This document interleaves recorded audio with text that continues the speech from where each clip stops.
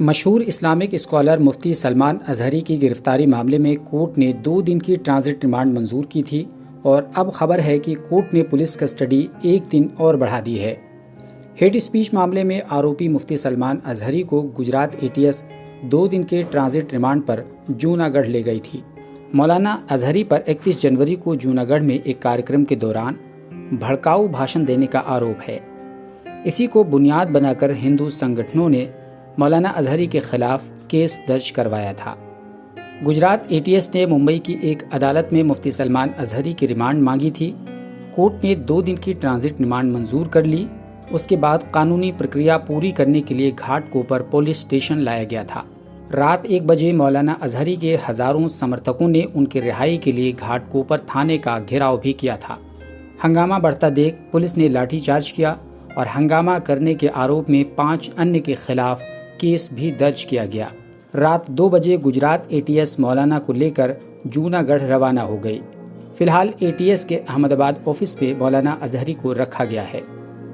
31 जनवरी को मौलाना अजहरी ने जूनागढ़ के B डिवीजन पुलिस थाने के पास एक कार्यक्रम में कहा था, कुछ देर की खामोशी है फिर शोर आएगा, आज कुत्तों का वक्त है कल हमारा दौर आएगा। इसी बात को बुनियाद बनाकर हिंदू संगठनों ने मौलाना अजहरी पर धारा 153A, 505, 188 और 114 के तहत मामला दर्ज कराया था। रविवार देर रात जब हजारों समर्थकों ने घाटकोपर पुलिस स्टेशन का घेराव किया तो मौलाना अजहरी ने माइक से शांति बनाए रखने की अपील की। उन्होंने कहा कि न तो मैं अपराधी हूं और न ही मुझे अपराध के लिए यहाँ लाया गया है। पुलिस अधिकारी जांच कर रहे हैं और मैं उनका सहयोग कर रहा हूँ। अगर यही मेरी किस्मत में है तो मैं गिरफ्तार होने के लिए तैयार हूँ। मुंबई पुलिस के DCP हेमराज सिंह राजपूत ने कहा कि मुंबई में शांति है, घाटकोपर का इलाका भी शांतिपूर्ण है, मुंबई के लोग किसी भी अफवाह पर ध्यान न दें। पुलिस की कार्रवाई पर मुफ्ती सलमान अजहरी ने सोशल मीडिया प्लेटफॉर्म पर सफाई देते हुए उन्होंने कहा कि BJP के राष्ट्रीय प्रवक्ता सुधांशु त्रिवेदी ने हमारे बयान पर ट्वीट किया और कहा कि हम हिंदुओं के खिलाफ नफरत फैलाने का काम करते हैं। बयान में एक कविता का जिक्र है जिसे आपको ध्यान से सुनना चाहिए। उसमें कहीं भी हिंदू शब्द का इस्तेमाल नहीं किया गया है। BJP प्रवक्ता सुधांशु त्रिवेदी ने इसमें जबरन हिंदू शब्द डालकर हिंदुओं को कुत्ता कहा है। इसलिए सभी हिंदुओं को इस नफरत फैलाने वाले प्रवक्ता के खिलाफ कार्रवाई करनी चाहिए। मुफ्ती सलमान अजहरी के वकील वहीद शेख ने मीडिया को बताया कि रविवार को मौलाना अजहरी के आवास पर लगभग 35 से 40 पुलिसकर्मी इकट्ठा हुए। मुफ्ती साहब ने पुलिस के साथ सहयोग भी किया। हमें बताया गया कि उनके खिलाफ भड़काऊ भाषण के आरोप में धारा 153B के तहत मामला दर्ज किया गया है।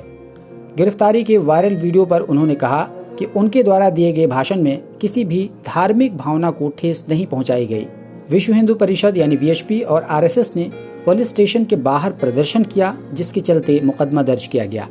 मौलाना अजहरी की गिरफ्तारी के बाद AIMIM के प्रवक्ता वारिस पठान ने दावा किया कि मुफ्ती साहब ने कोई भड़काऊ भाषण नहीं दिया था।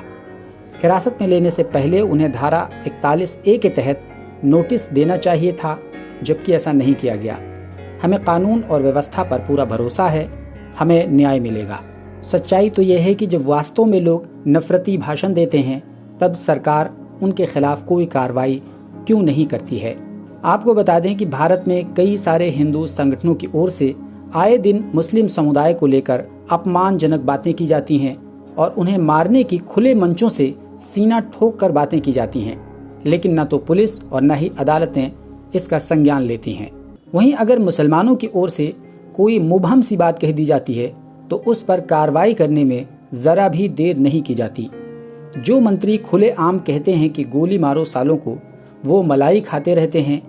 रेप के आरोपी सांसद को बचाने के लिए क्या कुछ नहीं किया जाता है। खुद प्रधानमंत्री कपड़ों से पहचानने की शर्मनाक बातें करते हैं, लेकिन वो सब कानून की नज़र में पाक साफ हैं। इसीलिए कहा जाता है कि कानून की मोटी मोटी किताबें लिखने की कोई ज़रूरत नहीं है।